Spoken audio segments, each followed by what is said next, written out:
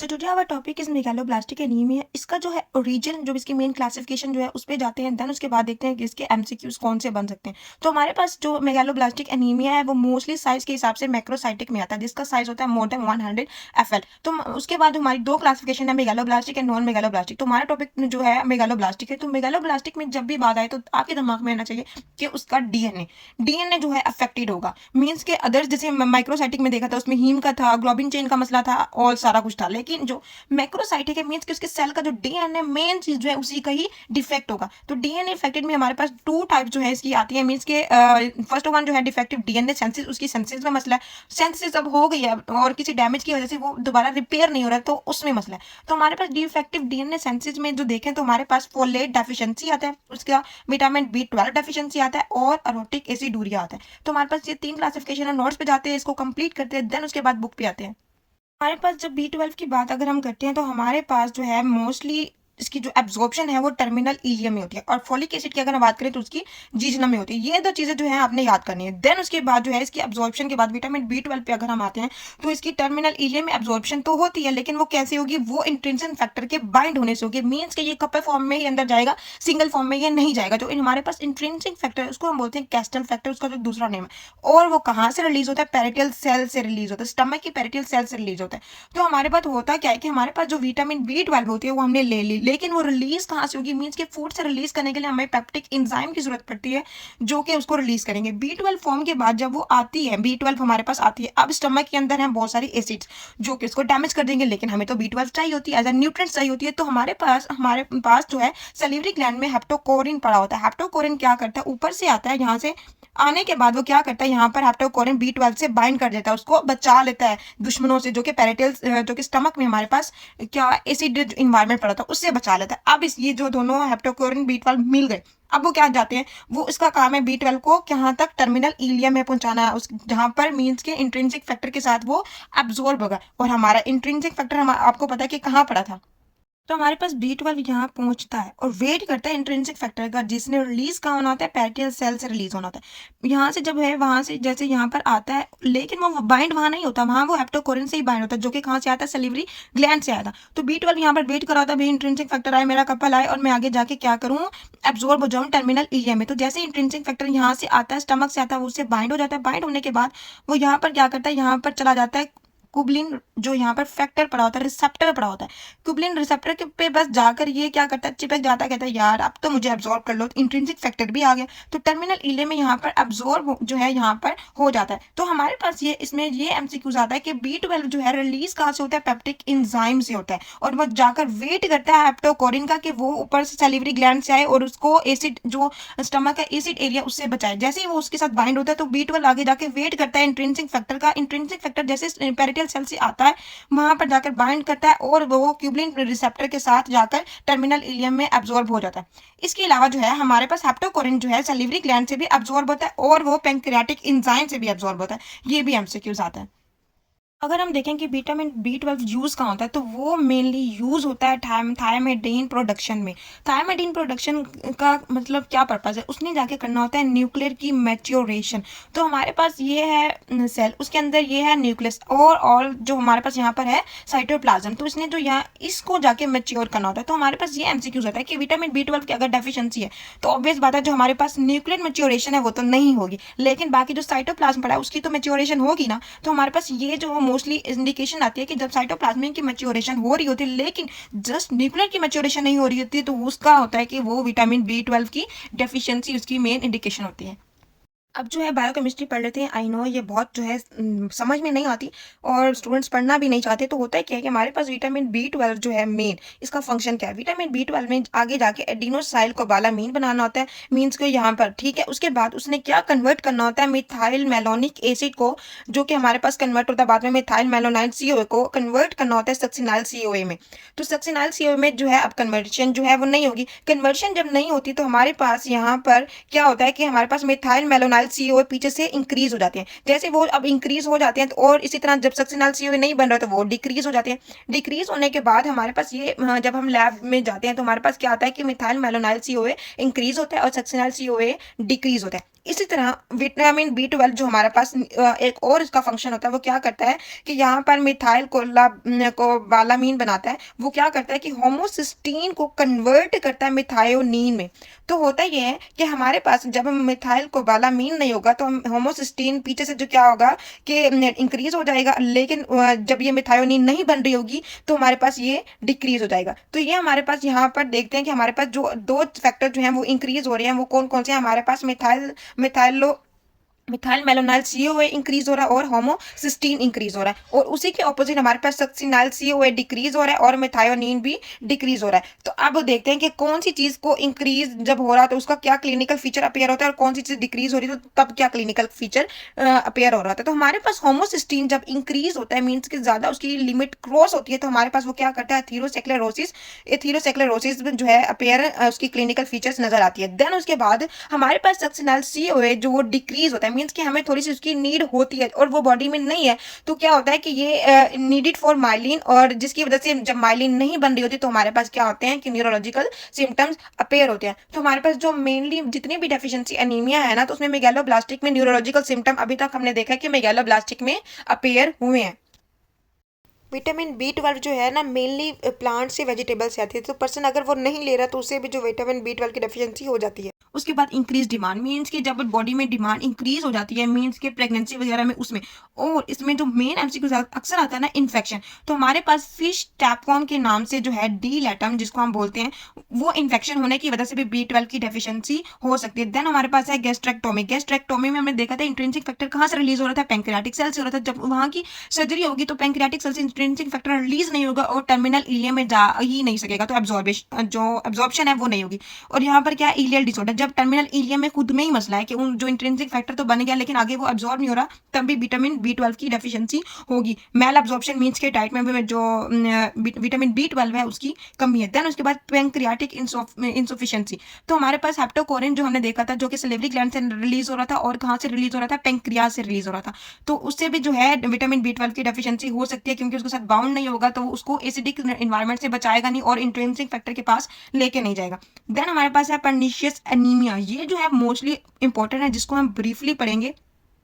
ये जो है हमारे पास 3 टाइप्स हैं, और इसकी जो अगर हम देखें तो ये हमारे पास ऑटो इम्यून डिसऑर्डर है, मीन्स के खुद में ही मसला है। उसकी ऑटो इम्यून में मीन्स के एंटीबॉडी और एंटीजन का कोई जो है इसमें मसला है। तो हमारे पास इसकी जो 3 मेन क्लासिफिकेशन है, 3 टाइप 1, टाइप 2 एंड टाइप 3। तो हमारे पास टाइप 1 में अगर हम देखें तो इसमें जो है बी 12 तो बन आ गया, लेकिन उसने क्या किया कि इंट्रिंसिक फैक्टर के साथ उसका नहीं मतलब चल रहा, उनका आपस में बॉन्ड नहीं चला। बी 12 को मतलब कपल चाहिए चाहिए होता है, ट्रैवलिंग बडी चाहिए चाहिए होता है। तो हमारे पास यहाँ पर इंट्रिंसिक फैक्टर जब बी 12 के साथ नहीं मिल पाता तो वो टाइप 1 होती है। अब बी 12 और इंट्रिंसिक फैक्टर तो मिल गया, ठीक है, लेकिन इलियल रिसेप्टर नहीं है हमारे पास, तो उसमें जब बाइंड नहीं होगा तो हमारे पास वो क्या है, टाइप 2। टाइप 3 में क्या है कि एंटीबॉडी एंटीजन जो पेरिटल सेल्स को है वो डैमेज कर देते हैं, जिसकी वजह से पेरिटल सेल्स में इंट्रिंसिक फैक्टर रिलीज नहीं होता, मीन्स के उसको अपने ही सेल समझ के उसको मार देते हैं। तो क्या होता है कि इंट्रिंसिक फैक्टर जो है वो कम हो जाएगा, जिसकी वजह से भी जो है विटामिन बी 12 अब्सॉर्ब नहीं होगी। तो ये हमारे पास पर्निशियस एनीमिया था। इसमें से भी अक्सर क्वेश्चन आ जाते हैं इसकी टाइप्स के हिसाब से। मेनली तो याद करना है कि ये ऑटोइम्यून डिसऑर्डर है जिसमें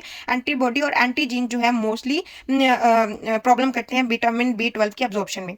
तो अब हम देखते हैं कि विटामिन बी 12 डेफिशिएंसी से क्या क्लिनिकल फीचर्स अपेयर होते हैं। तो हमारे पास फर्स्ट ऑफ ऑल जो है फटीग अपेयर होगी, मीन्स की जाहिर बात है तो अनीमिया है, एचबी तो लो हो रही है तो जाहिर बात है फटीग होगी। देन उसके बाद जो पेलर, मीन्स के जो हमारे पास सेल है उसके अंदर हमने देखा था कि हमारे पास दरमियान में पेलर कलर का येलोइश कलर जो होता है वो होता है। तो वो क्या होता है कि मेगैलोब्लास्टिक है, तो जाहिर बात है ये इंक्रीज हो जाएगा। तो ये जो है मोस्टली जो ज्यादा पेलर कलर होगा, और जो रेड कलर होता है बाहर का ये वाला साइड वो कम होगा। देन हमारे पास है हाइपर पिगमेंटेशन, नक्कल्स अपेयर होते हैं, मीन्स के यहाँ पर उंगलियों पे इधर इधर जो है यहाँ पर नकल से पेयर होते हैं। ये है हमारे पास विटामिन बी 12 की जो मेन क्लिनिकल फीचर। उसके बाद atrophic glossitis and beefy red tongue, हमारे पास जो टंग होती है उसके ऊपर जो है बहुत जो पिगमेंट रेड रेड कलर के जो है ना नजर आ रहे होते हैं। देन उसके बाद हमारे पास पर्निशियस अनीमिया, ये मोस्ट इंपॉर्टेंट क्लिनिकल फीचर है जो कि पूछा जाता है, और वो क्यों होता है कि उसके एंटीबॉडी एंटीजन जो होते हैं अगेंस्ट पेरिटल सेल्स के होते हैं, जिसकी वजह से इंट्रिंसिक फैक्टर कम हो जाता है और वो आगे जाके एब्जॉर्ब नहीं होता और वो क्लिनिकल अफेयर जिससे अपियर होते हैं। देन हमारे पास है जो कि उसके बाद एट्रोफिक गेस्ट्राइटिस काज करता है, और फिर क्या होता है कि वहां पर गेस्ट्राइटिस एडिनोकार्सिनोमा अपेयर होते हैं मीन्स के लेट टर्म में। देन हमारे पास इसकी मेन जो क्लिनिकल फीचर है वो है न्यूरोलॉजिकल मैनिफेस्टेशन। जो हमने folic acid sorry folate deficiency जब हम पढ़ेंगे तो उसमें क्या होता है कि हमारे पास क्लिनिकल फीचर्स में न्यूरोलॉजिकल मैनिफेस्टेशन नहीं होती है। मेन डिफरेंस है B12 और फोलेट डेफिशिएंसी में, जो कि मेगालोब्लास्टिक की डिफरेंशिएट करता है। इसमें जो है न्यूरोलॉजिकल मैनिफेस्टेशन होती है, इसमें जो है मोस्टली सेंसरी प्लस जो मोटर है उनका लॉस हो जाता है, ठीक हो गया। देन उसके बाद ट्रैक ऑफ स्पाइनल जो उसका भी लॉस हो जाता है, मीन्स की वहाँ डिजनरेशन हो जाती है। तो ये हमारे पास मेनली न्यूरोलॉजिकल मैनिफेस्टेशन में आता है। इसकी मेन क्लिनिकल फीचर्स है, मीन्स के बहुत सारे न्यूरोलॉजिकल सिम्टम्स अपेयर्स होते हैं, जो कि हम बुक से जाके रीड करेंगे। देन उसके बाद हम देख लेते हैं कि इसकी लैब तो रेड ब्लड सेल जो है अगर हम देखते हैं तो एचबी तो इसकी कमी होगी, मीन्स के रेड ब्लड सेल्स जो है इसकी अनीमिया है, तो हमारे पास इसकी जो एचबी है सारी बता वो तो कमी होगी अनीमिया की वजह। देन उसके बाद एमसीवी जो है इंक्रीज है, मीन्स की हमने देखा ये मेगालोब्लास्टिक है तो इसका जो वॉल्यूम है वो इंक्रीज हो जाता है। एमसीएच भी इंक्रीज हो जाएगा, दरमियान में जो पेलर कलर था उसके वो क्या होता है कि वो इंक्रीज होता जाता है और रेड कलर जो है डिक्रीज होता जाता है। देन उसके बाद एमसीएचएस जो है वो नॉर्मल रहता है, एमसीएचएस नॉर्मल रहता है। उसके बाद यहाँ पर है नॉर्मल सेल्स, ये देखिए यहाँ ये नॉर्मल सेल्स है, लेकिन जब ये मैक्रोसाइटिक जो है एनीमिया होता है तो क्या करते हैं कि ये ओवेलोसाइट्स टाइप बना देते हैं, मीन्स के थोड़े से मेगालोब्लास्टिक में चले जाते हैं। तो ये इसकी जो मेन फाइंडिंग है, इनका जो साइज है वो क्या हो जाता है कि इंक्रीज हो जाता है। देन उसके बाद यहाँ पर देखते हैं कि हॉल जॉली बॉडीज क्या है। तो हॉल जॉली बॉडीज जो है मेनली हमें नजर आते हैं दो चीजों में, ठीक हो गया। एक होता है मेगालोब्लास्टिक एनीमिया और एक होता है पोस्ट स्प्लीनेक्टोमी। अभी है क्या, ये ऐसा है कि मेगालोब्लास्टिक एनीमिया में वहां पर एक छोटे छोटे डॉट्स नजर आते हैं। ये डॉट्स क्या है, ये डीएनए के रेमनेट्स हैं, ठीक है, जो कि है तो डिफेक्टिव डीएनए, बट क्या है एज अ डॉट जो है वो अपनी कसर निकाल लेते हैं और उसको नजर आ देते हैं, जिसको हम बोलते हैं हॉल जॉली बॉडीज, जो कि सिंगल डॉट्स के साथ जो होते हैं। तो ये मेनली क्वेश्चन आता है कि मीन्स की जब हम माइक्रोस्कोपी करते हैं तो ये हमें छोटे छोटे डॉट के साथ नजर आते हैं मेगालोब्लास्टिक एनीमिया में भी, और पोस्ट स्प्लीनेक्टोमी के बाद जब स्प्लीन देखती है उसमें भी नजर आते हैं, उनके सेल्स में भी नजर आते हैं। देन हमारे पास क्या है कि कैपबोट रिंग। कैबोट रिंग जो है हमारे पास एज सच, अक्सर लोग कहते हैं कि 8 फैक्टर होता है, 8 फैक्टर नहीं होता, ये किसी भी फैक्टर में मीन्स जैसे कोई धागा है ना, उसको हम मरोड़ें तो 8 बन जाता है, खोलें तो 0 बन जाता है, खुद बनाना चाहें तो D बन जाता है, B बन जाता है एंड ऑल दैट। तो हमारे पास 8 B D O फॉर्म में जो है यहाँ पर ये एक कैबोट रिंग के तौर पर नजर आता है। अब इसकी कंपोजिशन क्या है, ये क्या चीज है, मीन्स ये पिछले वाला जो हमारा डॉट था वो तो डीएनए रेमनेट था, इसमें क्या है कि हमारे पास Rg9 रिच जो है माइटोटिक स्पिंडल होते हैं, जिसको ये नजर आते हैं एज अ कैबोट रिंग। ये एमसीक्यू बहुत इंपॉर्टेंट है कि हमारे पास माइटोटिक स्पिंडल होते हैं जो कि कैबोट रिंग के हिसाब से नजर आ रहे होते हैं। तो Rg9 जो होता है ये मोस्टली कैबोट रिंग के हिसाब से नजर आ रहे होते हैं। ये भी एक मेन एमसीक्यूज हमारा कवर हो गया। देन हमारे पास क्या है, बेजोफिलिक स्टेपिंग। तो हमारे पास बेजोफिलिक स्टेपिंग ये कि हमारे पास इस तरीके से छोटे छोटे जो है यहाँ पर मोस्टली इस तरीके से पर्पल पर्पल पर्पल कलर्स में जो है यहाँ पर अपेयरेंस होती है खुदरी टाइप की, तो ये भी जो है माइक्रोस्कोपी में नजर आती है।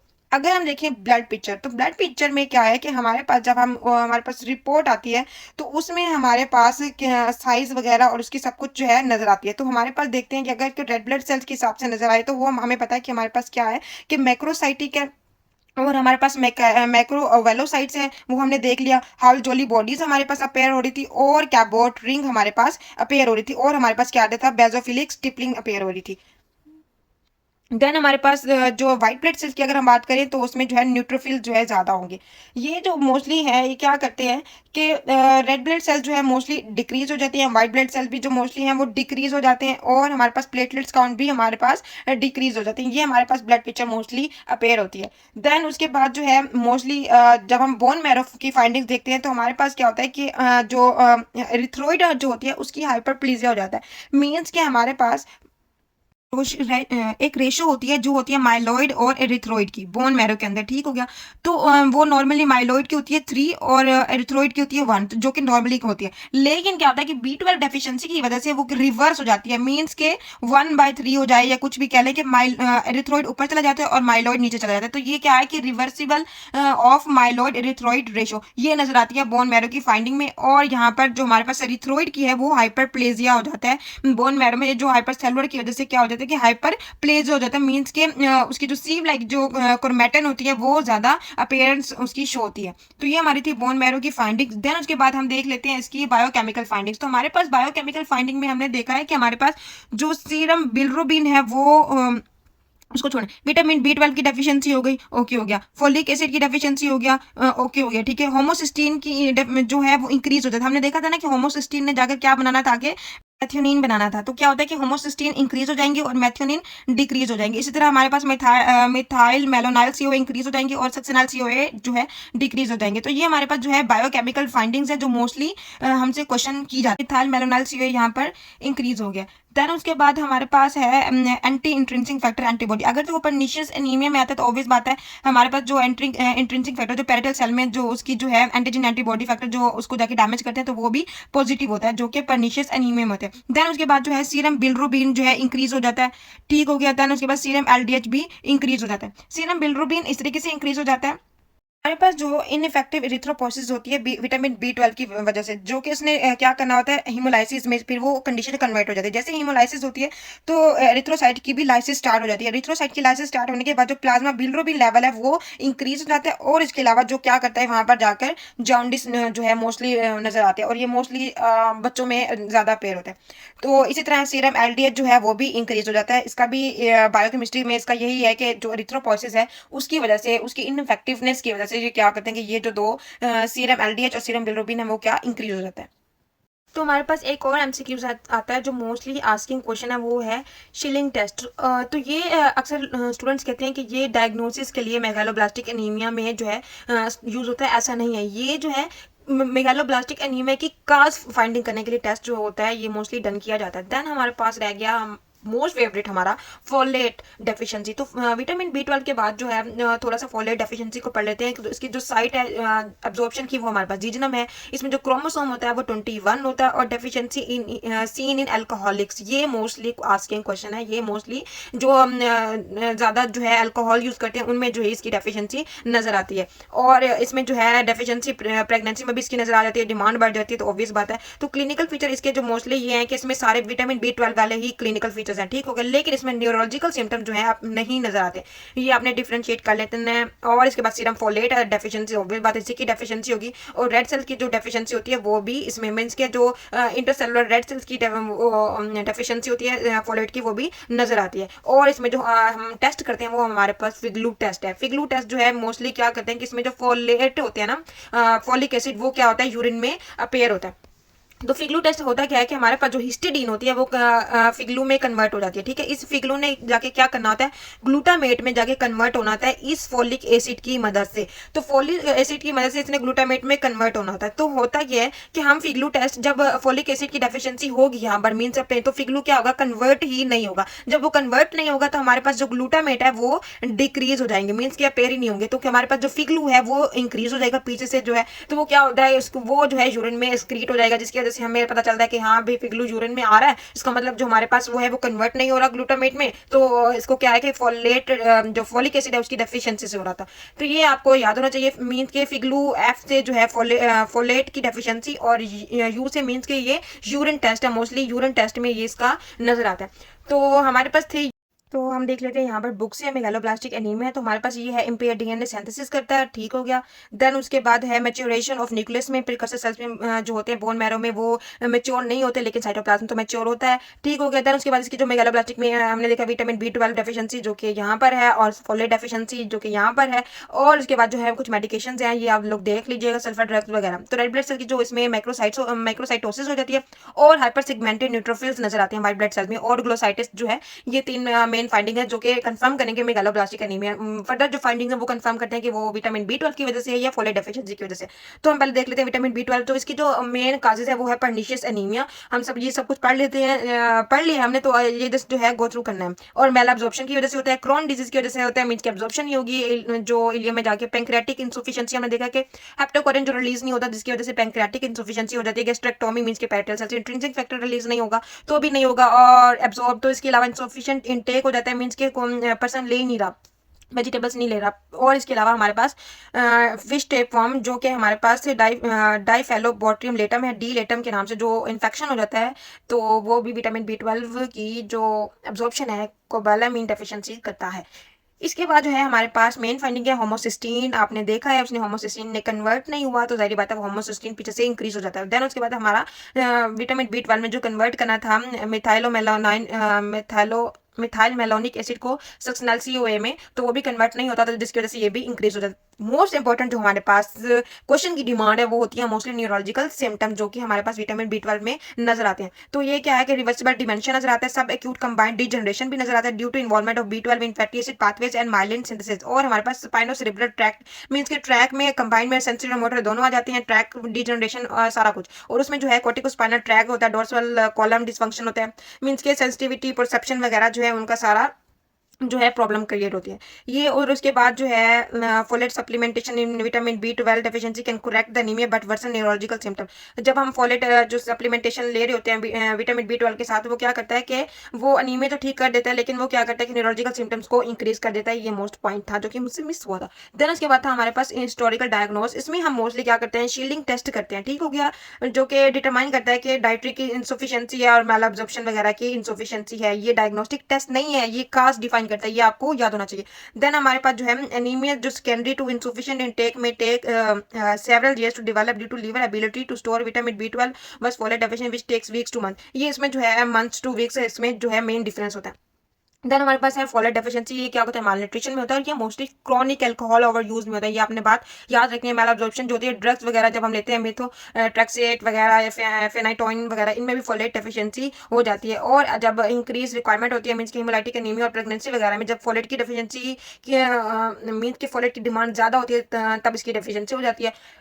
तब भी इसको मतलब रिक्वायरमेंट्स को वो पूरा नहीं कर पा रहा था, तब भी हम कहते हैं कि फोलेट डेफिशिएंसी है। और इसके अलावा इसमें इंक्रीज होमोसिस्टीन मीन्स के आपने देखा कि वो कन्वर्ट नहीं करता एज इट विटामिन B12 की तरह है, बस इसमें न्यूरोलॉजिकल सिम्टम जो है वो अपेयर नहीं होते। और इसमें जो है मोस्टली जो मिथाइल मेलोनिक एसिड है ना वो है नॉर्मल, ये डिफरेंस है, ठीक है। इसमें मिथाइल मेलोनिक एसिड जो है इंक्रीज था, लेकिन इसमें क्या है, नॉर्मल। और दोनों में होमोसिस्टीन इंक्रीज थे, लेकिन इसमें न्यूरोलॉजिकल सिम्टम जो है अपेयर हुए थे और उसमें नहीं हुए थे। तो हमारा टॉपिक हो गया कंप्लीट। अगर आपको वीडियो अच्छी लगी हो तो लाइक कीजिएगा, सब्सक्राइब कीजिएगा और शेयर कीजिए। मिलते हैं नेक्स्ट वीडियो में। ओके, अल्लाह हाफिज़।